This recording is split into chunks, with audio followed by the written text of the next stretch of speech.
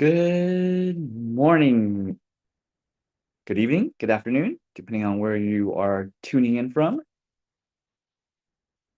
Welcome to another episode of QRA Live with me, your host, Jimmy, aka the Acu Sensei.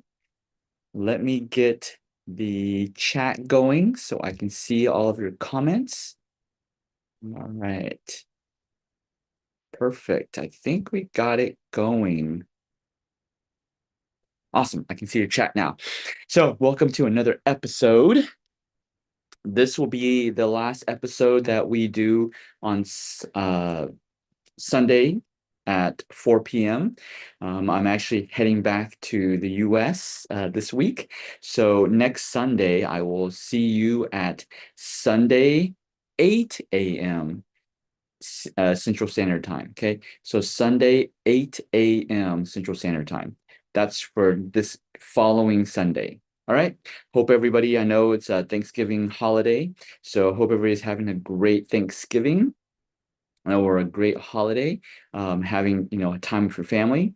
Thank you for tuning in. For those of y'all who are tuning in, if you're not watching football, thank you for tuning in. So what is QRA? QRA Live is Quick Restorative Acupressure. QRA, Quick Restorative Acupressure. It is an opportunity for me to give back to, and also for me to help others all around the world, because we got people tuning in from all across in Asia, all over the US, in Europe. We got people, I don't know about South America and Canada, obviously. I don't know if anybody is tuning in from South America. Please type into the chat where in South America you are tuning in from. But yes, because so QRA Live is my opportunity to help everybody around the world who cannot come to our clinic and see my team. So I would treat your situation as if you were a patient walking into our clinic, and this is how I would guide you. This is how my team would guide you. And so type into the chat if there's something you're struggling with, a chronic health condition that you are struggling with, and maybe you've seen every single practitioner, you've seen every specialist, but you're still not getting anywhere. Or maybe you're getting some results, but you kind of plateaued and you're like, man, I want to get past that plateau. I don't know, I've gone to so many specialists, I've spent thousands, tens of thousands of dollars, and I'm not getting the result that I want. Then type into the chat what you need help with. I may not be able to help you. My team may not be able to help you, but at least I can guide you to the right direction, to the right location, right practitioner, right blood test, right diagnostic to use. We love diagnostics on our team. Even though we are, and here's my disclaimer, I am not a medical doctor. I am not a physician. Medical doctors, physicians are trained to prescribe medication and do surgery. They were not trained in nutrition. They were not trained in any other medicine but medications and surgery. They weren't trained in supplements. Okay. So if you want information about medication and surgery, that is when you go to a medical doctor. That is when you go to a physician. But if you want information, if you want knowledge about how to update your diet, how to modify your diet, how to update your nutrition, your supplements, you don't go to a medical doctor. They weren't trained in that. You would go to another healthcare practitioner, right? Um, so for our team, we were trained, and actually that's what we do for our patients. We do lifestyle. We focus on restorative longevity. This is a term that I created. Everybody's focused on longevity, but our definition of longevity is a little different. Okay. Longevity, I know there's a lot of functional medicine physicians. There's some physicians that are transitioning to learn functional medicine, and there's some physicians that rely upon research. They quote research all the time, and that's how they prescribe their supplements to patients. We look at research, but we do not prescribe just based off of clinical, not clinical, but we do not base just on laboratory research. So many physicians and even holistic practitioners, they will go to PubMed. So if you ever want to check a research, just go to PubMed.com. Let me just type that in. So, when people are quoting research, this is the place you want to go to, PubMed. And if it's not listed on here, it's not that it's not valid research. It's just it's not recognized by the medical society. Okay. Um, whether that's good or bad, that's up to you to determine, right? But if you want to, anybody quoting research, you always want to go to pubmed.com and see if that research actually exists, right? So many practitioners, physicians, especially physicians. So since physicians were not trained in nutrition, and go ask any medical doctor, right? You can go read their books. They will tell you, doesn't matter if they graduated from Harvard Medical School, they're not trained in nutrition, right? So if you really want nutrition, I would not go to a medical doctor. They weren't trained in it. If you want medication, you definitely need to go to a medical doctor. If you want surgery, that's what they were trained in. But if you want nutrition, there's really no, there's many associations, like there's functional medicine, right? They teach physicians how to prescribe supplements and modified diet. That, is beneficial. It's very beneficial. I went through that training myself.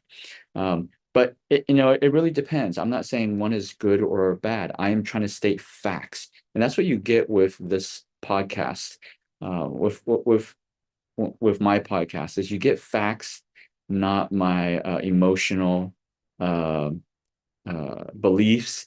Or if it's my opinion, I will share that. Hey, I will literally say, this is my opinion. This is not facts, right? So I try to stick with facts. So many holistic practitioners will go to PubMed, find the research, and if the research shows that this supplement, this nutrient does this, then they will prescribe it to their patients, right? My team and I, we look at that research, but we do not base our decision on what we do for our patients, just primarily on research only that is found in PubMed. Okay. What we do is we take that research, right? And then we test it.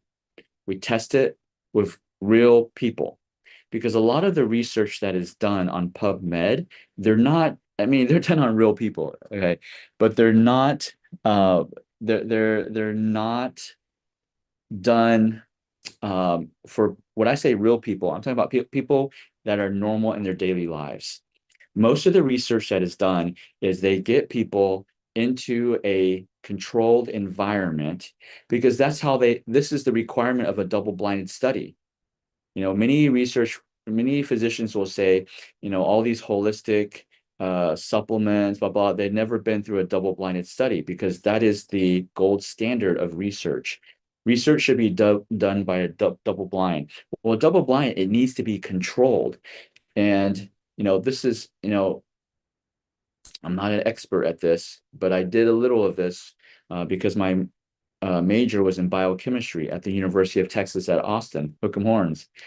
We had a good win against the Aggies this week, if you're watching college football. But that's what I started off doing. My major was in biochemistry. I did quite a bit of research, but coming back to, a controlled study is research. The environment has to be controlled. So that means people are not in their normal daily lives, because it has to be in a controlled environment to make sure that it's a double-blinded study, right? It's a controlled environment. So that's why we don't base all of our medical decisions. We base none of our decisions for our patients only on research. Now, what's what we do with those double-blinded study research? We take those research and we apply it to real people living their real lives, right? We base our decision based off of, you can say clinical research. I would say real life. I like to use real life, real patient research. So patients, they go home and live their lives. They're not in a hotel room, or they're not in a room that's in a scientific lab. And, that's not what they're not in a controlled environment. They're not fed certain nutrition. They go home to all the stress of their family, their work, which goes through ups and downs of eating right, eating not right, sometimes exercising, sometimes not exercising. That's the real life. That's real life research, right? Now, if you did a real life research on these real life patients, that's not a double-blinded study. So if you are wanting, for you, if you are saying, when another practitioner, healthcare practitioner, says, "Hey, I've given this to my patients. I give this to 100 of my patients, and this is the result that we got." And then someone says, "Oh, but was it double blinded?" I wouldn't want a double-blind study. I would trust that healthcare practitioner who gave it to 100 patients. I would trust that real life research more than the double-blind study. But that's just our personal opinion. I'm not saying other people are wrong. I'm saying the information that I give you is based off of real life research.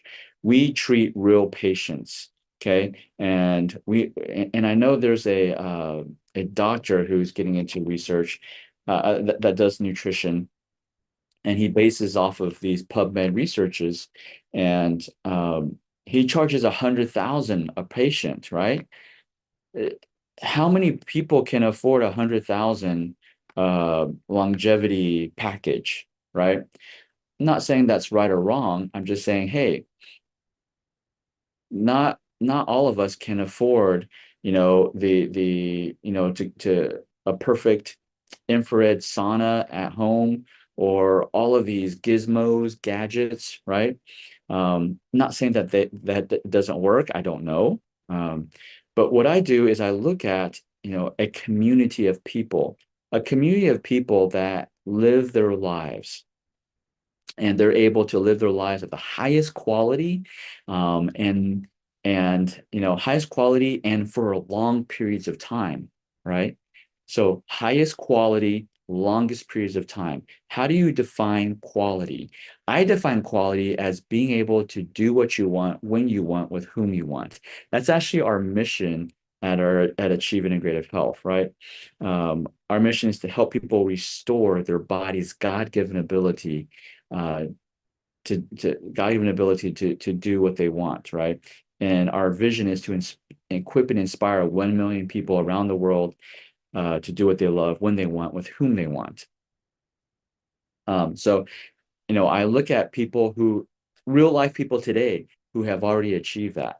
And there's a group of people, there's actually, if you didn't know, there's a group of people that actually have achieved what I call restorative longevity. So I was going back to, today people talk about longevity, they're only talking about living longer, or being able to do one thing longer, like being able to play basketball longer, being able to play tennis longer. I'm a tennis player. So being able to do that just as long as longer, right?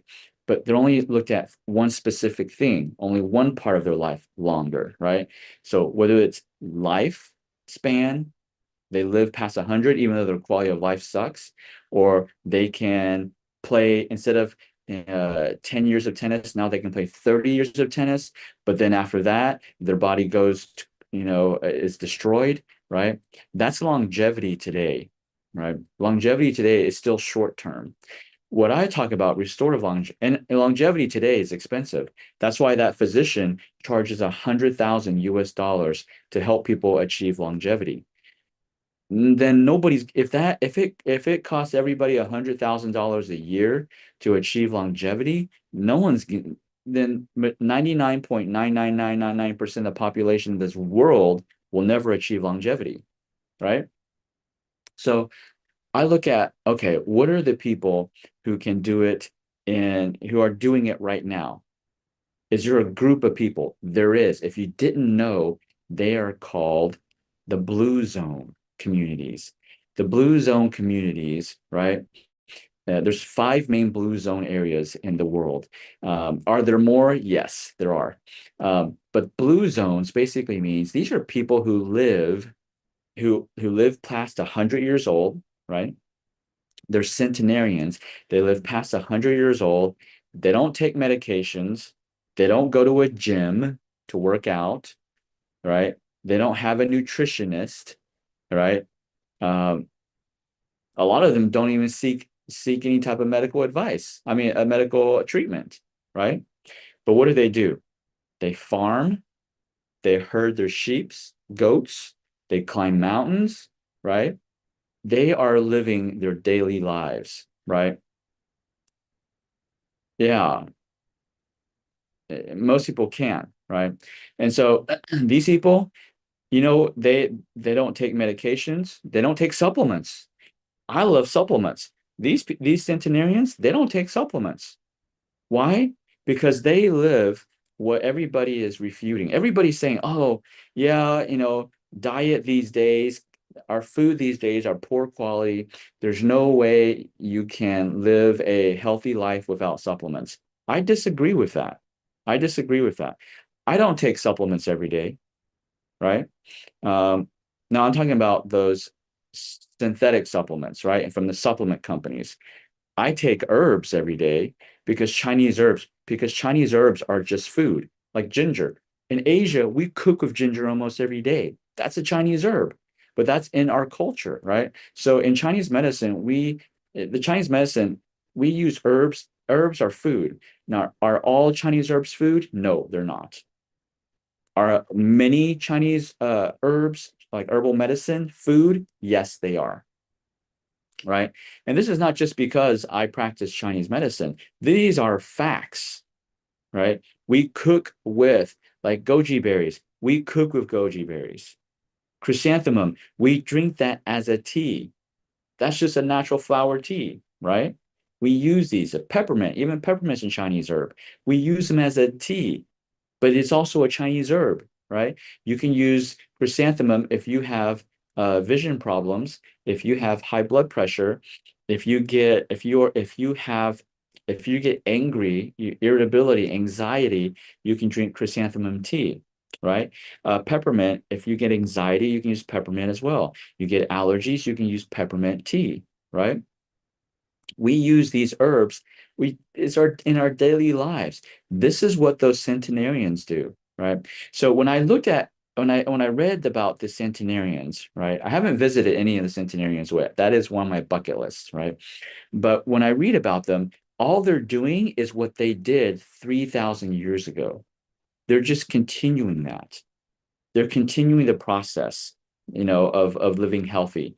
And so that's where I came up with the terminology, not longevity, but restorative longevity. Why? Because these centenarians, through their daily lives, their daily activities, their daily eating, their daily socialization with their friends and their community, right?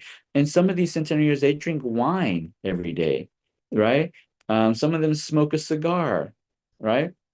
But they're living past 100 years old and they are living with high quality life, higher than most 60-year olds in the US.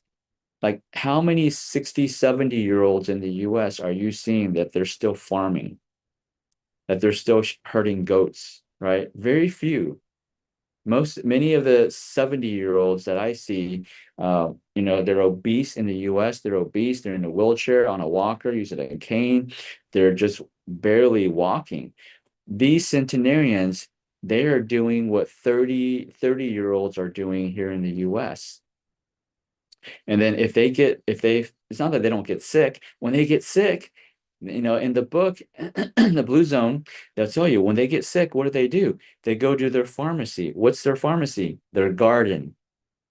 Because they're growing peppermint, ginger, chrysanthemum, right? Dandelion. They'll just go pick their garden. That's their herbal pharmacy. That's their supplements. And then they brew a tea out of it, right? Like even green tea leaves, right? I'm here in Taiwan, and Taiwan has a long history of oolong tea. I actually met a farmer, three generations. They are they control the whole process. They plant, harvest, manufacture, uh, the green tea leaves, and I spent a lot of time with him talking with him about how they're growing it, and I'm thinking about importing that into the U.S., right? It's kind of from soil to teacup, right? So what do they, what are oolong tea? Did you know green tea? Okay, yes, it's a detoxify, but in history, in Chinese culture, green tea, it breaks down fat. That's the reason why you drink it. After, when you go to dim sum, right? If you sometimes you have dim sum, why do they serve green tea after during dim sum? Because dim sum is oily, greasy fat. Okay. Those foods taste good, but they're terrible for your health. Okay. So you need green tea to break down the fat. Green tea is a fat emulsifier. So it's like soap. It breaks down, it separates fat, right? So your body doesn't absorb it and it just washes it out and you poop it out. Okay. That's the purpose of green tea, right? So restorative longevity is, and I took it to another step. Most longevity these days, none of them help you restore your body's organ function. Think about it. You go to these functional medicine practitioners, holistic practitioners, even other acupuncturists, they just give you supplements, like those synthetic supplements.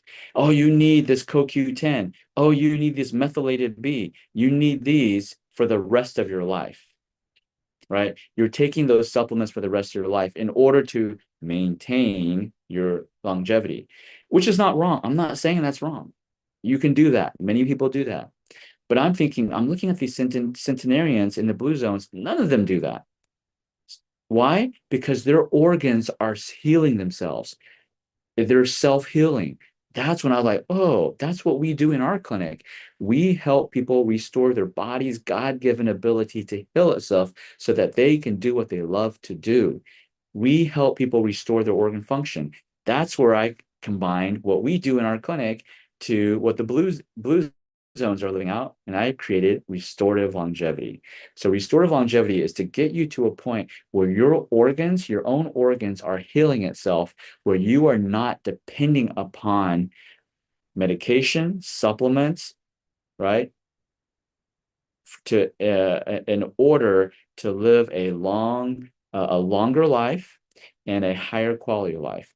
We help you restore your body's organ function so that you are maintaining your own health through your diet and exercise. It can be done.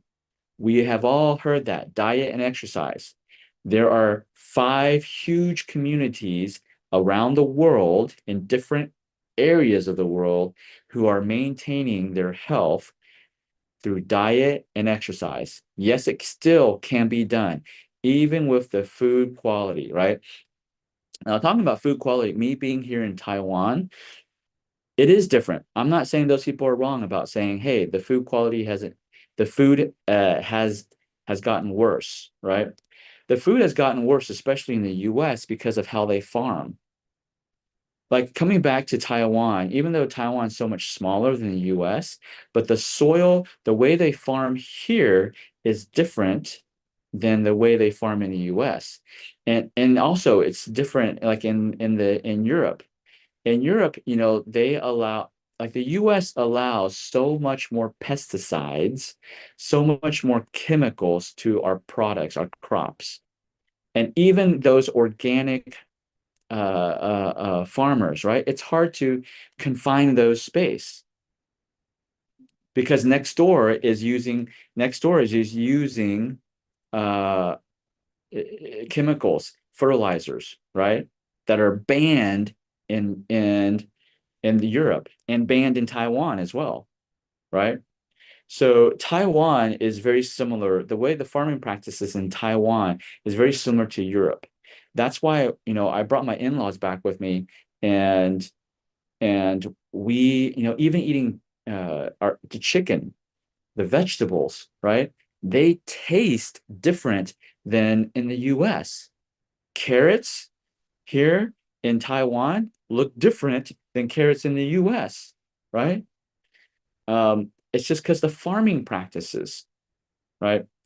And this is not a knock on farmers. This is because of the regulations, the government regulations, right? And so we allow, yes, a lot of it is about money. You can, just chase the money and you'll see why. And so we're not going, if you're in the US, you're not going to get the same nutrition as somebody who lives in Europe, eating the same, like carrots. Carrots in Europe and Italy are different nutrition than carrots in the US, unfortunately. And carrots in Taiwan are different from the US. And so we can't control that, right? But still, eating organic is still going to in the US is still going to be better than eating conventional in the US. Because again, you can chat GPT this. The US allows a lot of pesticides that around the world other countries do not allow.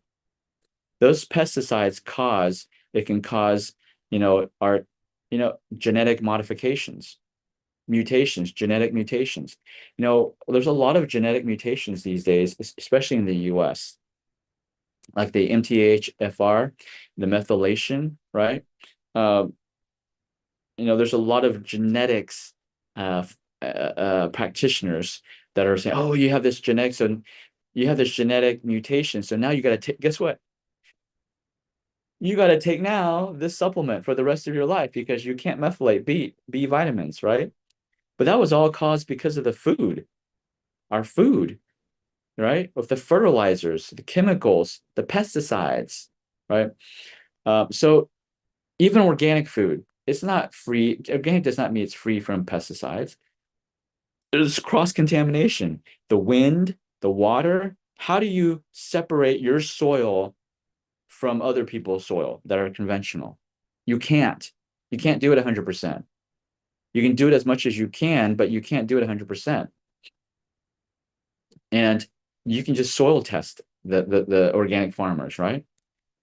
So organic doesn't necessarily mean there's no pesticides, there's no chemicals, right? It just means the allowed amount of pesticides and chemicals is lower, right? So a lot of the autoimmune conditions that we're seeing in the US, there is a rise in autoimmune conditions, and it's because of all these chemicals that's being used, right? And you've seen all the commercials, like Coke in Mexico and Coke in the US. Look at the ingredients. It's so different.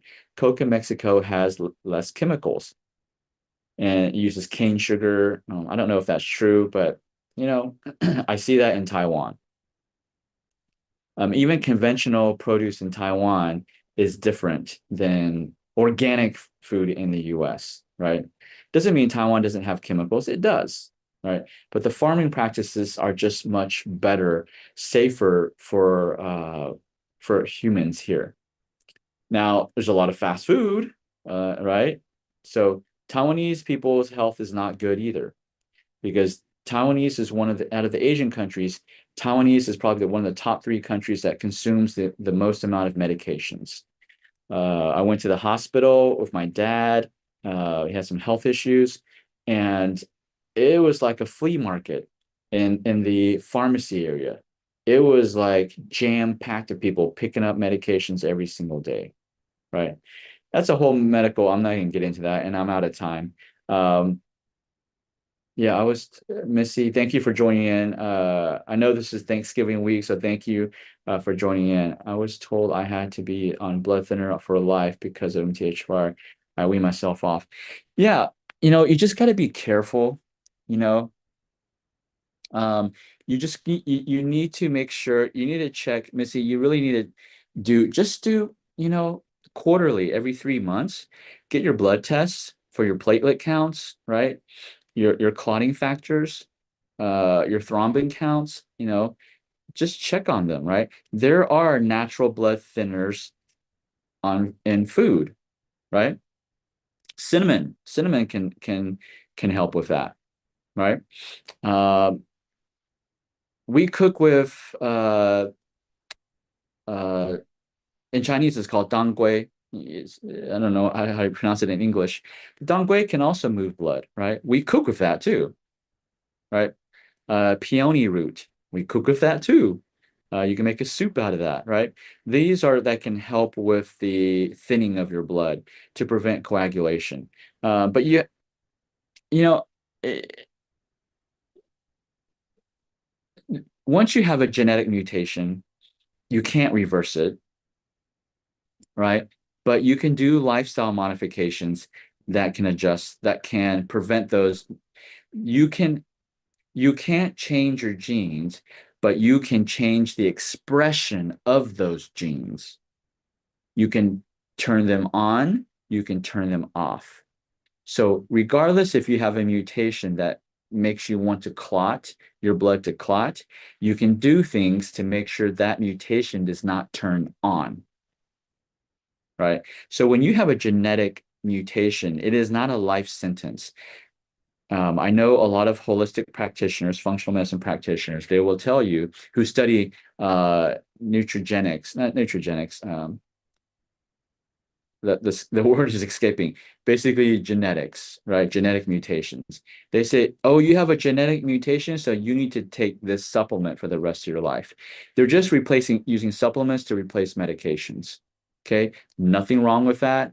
I just don't do that, and I don't recommend that for our patients. I recommend what can that person do on a daily basis in their routine that doesn't involve taking a pill. What is something they can do through their diet and exercise that can prevent that mutation from turning on, right?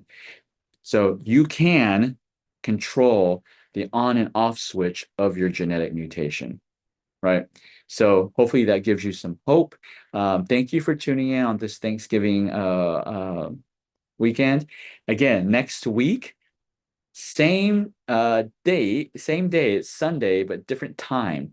So 8 a.m. Central Standard Time. I'm gonna be back in the US, so I'll be broadcasting at 8 a.m. Central Standard Time. All right, guys, have a great Thanksgiving, have a great holiday, have great relationships, great conversations with your family and your friends. Don't, enjoy the turkey. Don't eat too much junk food. Okay. So